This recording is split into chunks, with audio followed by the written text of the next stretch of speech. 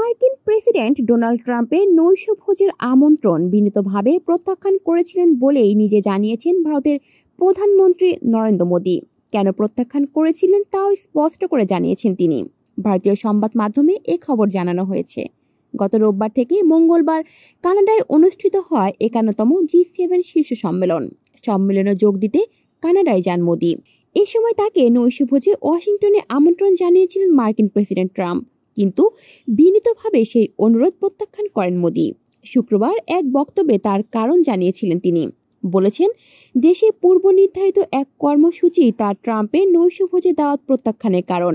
ওড়িশার ভুবনেশ্বর এক সভায় মোদী জানান, চলতি সপ্তাহের শুরুতে G7 সম্মেলনে যোগ দিতে কানাডায় সফরকালে ট্রাম্পের সঙ্গে তার ফোনে 35 মিনিট কথা হয়। মোদী জানান, তিনি যেন ওয়াশিংটন যান তা নিয়ে কার্যত জেদ ধরেছিল ট্রাম্প, কিন্তু বিনীতভাবে সেই অনুরোধ তিনি প্রত্যাখ্যান করে।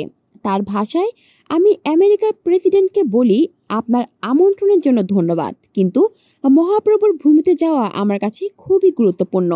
বিশ্লেষকরা বলছেন, তিনি বোঝাতে চাইছেন তার কাছে ঈশ্বরের সেবা বা ধর্মীয় কর্তব্য বিশ্ব রাজনীতির থেকেও অগ্রাধিকার পায়।